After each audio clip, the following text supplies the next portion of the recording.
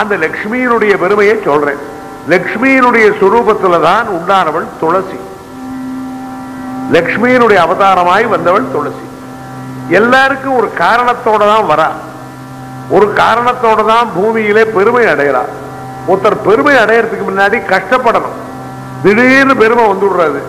ஒரு பெரிய போஸ்ட் வரணுமானா பாடுபடணும், ஒரு பரீட்சையில தேரணுமானா நல்லா படிக்கணும், ஒரு காரியத்திலே சாதகம் அடையணுமானா முயற்சி பண்ணணும். அது மாதிரி இந்த துளசிங்கிறவள் தர்மத்வஜனுடைய பொண்ணா பிறந்து பகவானையே அடையணும்னு தபஸ் பண்ணினாலாம்.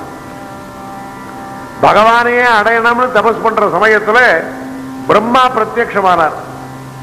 பொண்ணே, உன் பேரே துளசி, காரணம் துலா அஸ்யன் அவித்யதே, உனக்கு சமானம் யாரும் கிடையாது, உனக்கு சமானம் யாரும் கிடையாதுங்கிறதுனால துளசின்னு பேர் வந்தது. எதுல? அழகுல. உன்னுடைய அழகுல உனக்கு சமானம் யாரும் கிடையாது, அதனால அந்த துளசிங்கிற பேர் உனக்கு வந்திருக்கு. நீ நாராயணனை பர்த்தாவா அடையணும்னு தபஸ் பண்ற. ஆனால் எல்லாருக்கும் ஆசை இருக்கலாம், ஆசை நடக்கிறதுக்கு முன்னே பின்னே எப்படி இருக்குன்னு தெரிய வேண்டாமா? நீ கோலோகத்திலே ராதையினாலே சபிக்கப்பட்டேம்மா, உனக்கு ஒரு சாபம் இருக்குமா, அந்த சாபத்தை நீ அனுபவிச்சாத்தாமா முடியும்.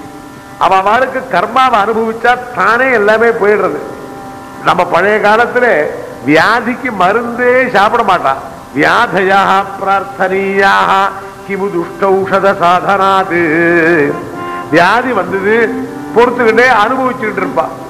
ஏன்னா இந்த வியாதி வர்றதுக்கு காரணம் என்ன தெரியுமா? என் கர்மா, என் கர்மாவனால வியாதி வருது. அந்த கர்மா வியாதியை நான் அனுபவிக்க அனுபவிக்க கர்மாவும் போயிடும். கர்மா போயிடுச்சுன்னா வியாதியும் போயிடும்.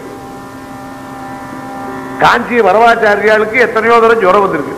பெரியவர் இருக்காரு, அவர் சாதாரணமா இல்ல, ரொம்ப கஷ்டப்பட்டு இருக்காரு. இல்ல சார், 95 years இருக்காரு. எப்படி இருக்காரு சார்? அதைத்தான் நீ சொல்ற. அவர் எப்படி எல்லாம் இருந்திருக்காரு தெரியுமா? ஒரு சமயத்துல அவர் உடம்புல ஜுரம் கொதிக்கிறது, உடம்பு பக்கத்துல நான் போய் இருக்க கிட்டக்கவே போக முடியல.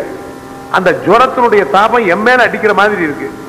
நான் பெரியவா ஏதாவது மருந்து ஏதாவது சாப்பிடப்படாதா, உபச்சாரமா எல்லாருக்கும் சொல்ற மாதிரி சொன்னேன். அதுக்கு உள்ளவா, இந்த மேல் அலமாரியில ஆயுர்வேத மருந்தெல்லாம் இருக்குடா, கீழ் அலமாரியில இங்கிலீஷ்கார மருந்தெல்லாம் இருக்கு, இங்கே சில சித்த வைத்தியெல்லாம் இருக்கு, உனக்கு ஏதாவது வேணும்னா நீ ஆத்துக்கு எடுத்துன்னு போன. நான் உங்களுக்கு தானே சொன்னேன்.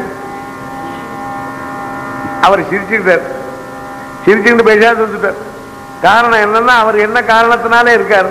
அது மாதிரி 4 நாள் ஜுரம் அடிச்சது. அப்புறம் 5வது நாள் அவர் பாட்டு, அந்த 4 நாள் ஜுரத்துலயும் அவர் பாட்டு பூஜை கீஜை அதுல ஒண்ணு நிறுத்தல. நமக்கு ஜுரம் வந்துதான் ஊரே அவக்கலப்படுத்துவோம். I am suffering fever, fever, fever. யாருக்கு ஃபீவர்? இவன் சொல்லி சொல்லி இவனுக்கு ஃபீவர் வந்துடும். அவர் பாட்டுக்கு அவர் ஸ்நானத்துக்கு போவார், அவர் பாட்டு பிட்சைக்கு வருவார், எல்லாம் பண்ணிட்டு இருப்பார். அவருடைய தீரி என்ன? கர்மா போயிடுத்துனா தானே வியாதி போயிடும். நமக்கு அப்படித்தான். நம்ம என்னமோ நினைச்சுட்டு இருக்கோம் மருந்து சாப்பிட்டா தான் போறது. நம்ம ஆயுசு உடனே போயிடாது. நமக்கு போகணுங்கிற சமயத்துல மருந்து சாப்பிட்டாலும் போயிடும். ஆனால் ஆயுசு போக வேண்டிய சமயத்தில் தான் போகும். மருந்துங்கிறது உபாயனம். நடுவில் நடுவில் நமக்கு ஒரு திருப்தி. டேப்லெட் சாப்பிட்டு சாப்பிட்டு இல்லையே. அதனால நமக்கு அந்த பிடிப்பு கிடையாது. கர்மாவனுடைய காரியம் வரபோது சில பெரிய பெரிய வைத்தியர்கிட்ட போவா, பெரிய பெரிய டாக்டர்கிட்ட போவா. அவன்லாம் எல்லாம் பண்ணி எல்லாம் கடைசியில் எப்படி இருக்கு, எல்லாம் அதெல்லாம் பார்த்தேன் இதெல்லாம் பார்த்தேன், கடைசியில் அதேதான் இந்த மாதிரி தான் இருக்கு. அப்புறம் என்ன பண்ணதுன்னா, பக்கத்தாத்து பாட்டி அவர் கை மருந்து சொன்னா அது சாப்பிட்டேன், டக்குன்னு இது போச்சு. 20 வருஷமா ட்ரபிள் பண்ணிட்டு இருந்து சார், போயிடுச்சு சார் இந்த பாட்டியினுடைய கை மருந்து. பாட்டி கை மருந்தும் இல்லை, தாத்தா கை மருந்தும் இல்லை, உன் கர்மா அன்னைக்கு போயிடுச்சு. அந்த டாக்டர் கொடுத்தாலும் உன் கர்மா இருந்தது. இந்த பாட்டி கொடுக்கறதுக்கும் இந்த கர்மா போறதுக்கும் சரியா இருந்தது. பாட்டிக்கு அதிர்ஷ்டம். அதனால அந்த மாதிரிதான் அந்த கர்மாங்கிறத அனுபவிக்கணும். அந்த கர்ம பந்தத்தை நீ அனுபவிச்சு விட்டுதாம்மா பகவான் அடைய முடியும். ஏன்னா பகவான் என்ன பண்றாரு, எல்லாரையும் தானே கர்மாவை அனுபவிக்கிறார். என்ன பண்ணுவேன் நீ? ஒருத்தனை கல்யாணம் பண்ணிட்டு கொடுத்தனம் பண்ணணும், அதுக்கப்புறம் தான் பகவான்கிட்ட போக முடியும். இப்படி பிரம்மா அனுகிரகம் பண்ணிவிட்டார். இதே மாதிரி இவன் என்ன பண்ணிருக்கார், ராதாங்கிற கோலோகத்திலிருந்து சபிக்கப்பட்டு வந்திருக்காள். அதே மாதிரி ராதையினாலே, ராதை நெருப்பு மாதிரி அங்க ரொம்ப ஜாக்கிரதையா இருக்கணும். சில பெரியவாழ்கிட்ட போனா ரொம்ப ஜாக்கிரதையா இருக்கணும். சில இன்ஸ்டிடியூஷன்ல ரொம்ப ஸ்ட்ரிக்டா இருப்பா பாருங்க, அது மாதிரி ராதை.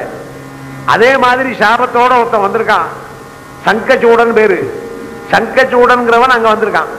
அந்த சங்கச்சூடன் இந்த இந்த துளசிங்கிறவன் இவன் 2 பேரும் விவாகம் பண்ணிட்டான். அவன் அசுர பிராயத்தினாலே தபசு பண்ணினான். தபசு பண்ணி வரபலங்களை பெற்றான். இந்த துளசியும் சங்கச்சூடனும் தான் உலகத்துல ரொம்ப இன்பங்களை அனுபவிச்சுக்கிண்டு கமகேளி சம்லக்னா காமாபிதப்தா கமகேளி சம்லக்னா காமாபிதப்தா காலகாலாது கலுதா கமகேளி சம்லக்னா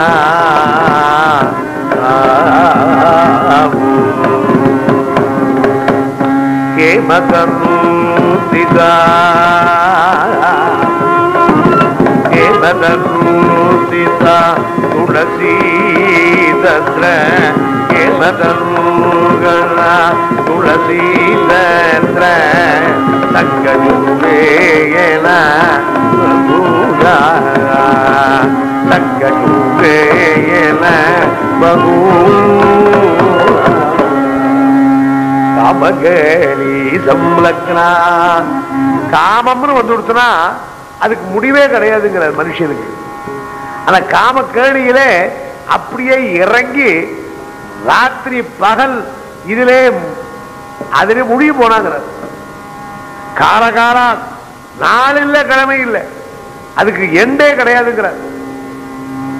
அது மாதிரி முழுகி போய் இவா 2 பேரும் இருக்கிற போது இந்த சங்கச்சூடன் நாளுக்கு நாள் என்ன பண்றான், இவனுடைய பராக்கிரமத்தினாலே சாதுக்களை கஷ்டப்படுத்துறான்.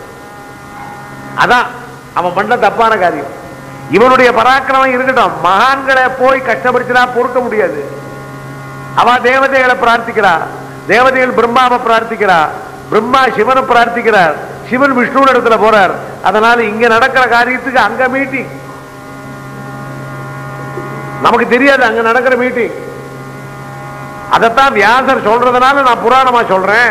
இப்பவும் நடந்துட்டு இருக்கு. இப்போ இன்னைக்கு பந்து, அங்க என்ன நடக்கிறது, தேவலோகத்திலையும் மற்ற லோகத்தில என்ன நடக்கும், பந்துக்கு அதுக்கு என்ன சம்பந்தம்? பந்து இல்ல, பந்துல யாராவது ஒருத்தன் சுதர்மத்தை விடும்படியா நேர்ந்ததுன்னா அதை பத்தி அங்க விசாரம் பண்ணுவான். நமக்கு அது தெரியாது. தெரியாமல் இருக்கிறவர்கள் ரொம்ப நல்லது. ஏன்னா இப்ப தெரிஞ்சு இருக்கிறதுக்கே திண்டாடுறவன். இப்போ பேப்பர் வந்திருக்கிறதுனால தான் எத்தனை விஷயங்களை பேசணும். பேப்பரே இல்லை, ஒரு பத்திரிகையும் கிடையாது. அப்படின்னா என்ன, அவன் வீட்டுல சாப்பிட்டு போயிட்டு ஒண்ணும் இல்லை, இல்லை சௌக்கியமா இருக்கேன், சௌக்கியமா இருக்கு, எப்படி இருக்கேன், எப்படி இருக்கு, அவன் வீட்டு விஷயத்தை. முன்னெல்லாம் அப்படித்தானே இருந்தது. முன்னெல்லாம் கிராமங்கள்ல பேப்பரா இருந்தது, ஒத்துக்கூடாது. என்ன எதிராளத்து மாமா வந்துட்டாரா, வரல, எப்போ ஒருவரும் தெரியாது. அவர் வந்த போதுதான். அதனால எது நடந்ததோ அதை வச்சுட்டு தான் சந்தோஷப்பட்டா. நடக்க போறதை பத்தியோ நடந்ததை பத்தியோ நினைக்கல. they never looked back or never looked forward. they were the present tense தான் அவளுக்கு. இங்கே விஷ்ணு பார்த்தார், பரமேஸ்வரா பிரம்மா இந்த துளசின்னு ஒரு பொண்ணு இருக்காளே, இவளுடைய பதிவிரத்தியம் இருக்கிற பர்யந்தம் அந்த சங்கச்சூடனும் ஒண்ணும் பண்ண முடியாது. அப்ப என்ன, அவளுடைய பாதிவிரத்தத்தை குறைக்கணும். ரொம்ப நல்லா இருக்கு. தெய்வமாவா அப்படி செய்யும்? இல்ல, அவள் பாதிவிரத்தியத்தை குலைக்கிறதுங்கிறது பாபம் தான். ஆனால் அவள் என்ன பண்ணிட்டு இருக்காள், தெரியாத மயக்கத்துல விழுந்திருக்கா. அவ என்ன அடையணும்னு நினைச்சுக்கிட்டு நாராயணனுடைய பதத்தை அடையணும்னு நினைக்கிற போது அவ கர்ம விசேஷத்தினாலே சங்கச்சூடன் ஒருத்தனை கல்யாணம் பண்ணிட்டு திண்டாடிட்டு இருக்கா. அதனால காமகேணியில போயிட்டு இருக்கா. அதை நம்ம தடுக்க வேண்டாமா? அது தப்பான காரியம் தான். ஆனா நல்ல காரியம் மாதிரி இருக்குது, தடுக்க வேண்டாமா? அதனால நான் பாத்துக்கிறேன்னு பரமேஸ்வரா இந்த சூரத்தை கொடுக்குறேன், இந்த சூரத்தை எடுத்துக்கிட்டு நீங்க அவனோட யுத்தம் பண்ண போங்க, நான் இவளை கவனிச்சுக்கிறேன்னு அந்த துளசியினுடைய வீட்டுல தானே சங்கச்சூடனுடைய ரூபத்துல வந்த. சங்கச்சூடனுடைய ரூபத்துல வந்த உடனே துளசி ஏமாந்து போனாள். அந்த ஏமாந்து போன உடனே தன்னுடைய கணவன் நினைச்சுக்கிட்டார். விஷ்ணு சங்கச்சூடன் ரூபத்தில் வந்த உடனே அவளுடைய கற்பு பாதிக்கப்பட்டது. கதறாள் அவள். சங்கச்சக்கர கதாபாணியாய் பகவான் இருக்கிற போது நீங்களா அப்படி பண்ணணும், நீங்களா பண்ணணும். பொண்ணே, மனுஷனுடைய தர்மங்கள் ஓரளவு, ஈஸ்வரனுடைய தர்மங்கள் அதுக்கு மேல்பட்டது. மனுஷனுடைய தர்மங்கள்லாம் முடியணும் ஈஸ்வர தர்மத்தை அடையறதுக்கு. நீ அடைய வேண்டியது காமகேணியில போய் அழிஞ்சிட்டு இருக்க, அதுக்கு ஒரு முடிவு வேணும். அதனால் நானே வந்தேன். அப்படி இல்லை, நீ தெய்வமா இருந்தாலும் என்னுடைய பாதிவிரத்தை கெடுத்ததனால் கல்லாய் போக கிடவது. சாபம் கொடுத்தால் பகவானுக்கு இனிமேல் எனக்கு ஒண்ணுமே வேண்டாம் என்ற எண்ணத்தோட தான் நதியா போனார். அவள் தான் கண்டகிங்கிற நதி. கண்டகிங்கிற நதியாய் மாறினார். கண்டகிங்கிற நதியாய் மாறின உடனே பகவான் என்ன பண்ணினார்? அவளை தெய்வமா ஆக்கினார். நதி புண்ணிய நதி ஆக்கினார். அவளுடைய கேசமெல்லாம் செடியாக ஆச்சு. அந்த கண்டகிங்கிற நதியிலே மலையாய் கல்லாய் தானே ஆனார். அந்த கண்டகிரி நதியில் இருக்கிற கல்லுதான் சால கிராமம். சால கிராமத்துல எத்தனை திருசான சால கிராமம், ஜனார்த்தனம், லட்சுமி நாராயணம், இன்னும் எத்தனை விதமான கோடுகள் அமைப்போ அதெல்லாம் பட்டு பட்டு அரிச்சு அரிச்சு அரிச்சு வண்டுகள் அரிச்சு, அது மாதிரி வண்டுகள்லாம் யாரு? தேவதைகளே வந்தா. இது பார்க்கறதுக்கு பயங்கரமான கதையா இருக்கும். ஆனால் இப்படி கூட நடக்குமா? ஆனால் அந்த துளசிங்கிறவளுடைய பரிசுத்தம் எப்படி வந்தது? அந்த பகவான அடையணுங்கிற எண்ணம் வரபோது சரீரத்தை துறந்தாவ. இப்ப நதியா இருக்கா. அது மாத்திரமில்லை, பகவான் அந்த துளசியினுடைய பக்தியிலே தான் அப்படியே லயிச்சு போனார். ஏ துளசி, ஏ துளசி, ஏ துளசின்னு அந்த துளசியே நினைச்சுக்கிட்டு தாம் பைத்தியம் பிடிச்சு போனார். அந்த துளசிக்கு பெருமையை கொடுத்தார். துளசி துளசி ஜெகஜனனி. இந்த நாடகம் ஆடினாலும் நீ தேவதை. துளசி ஜெகஜனனி, துளசி ஜெகஜனனி, துரிதாங்கபஹாரிணி, அம்ப துளசி ஜெகஜனனி, துரிதாங்கபஹாரிணி, துளசி ஜெகஜனனி.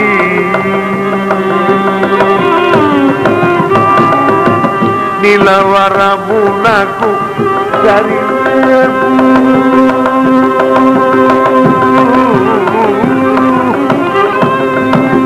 నిలవరము సరివేయకు ఎవరు లేరు బ్రోతుడకు. తులసి జగజననీయవ్వ తురితాపహారిణి. చరణయుగము పరమ వైకుంఠమట సరసి జాక్షి దీవన్యము పురా వాసవటము.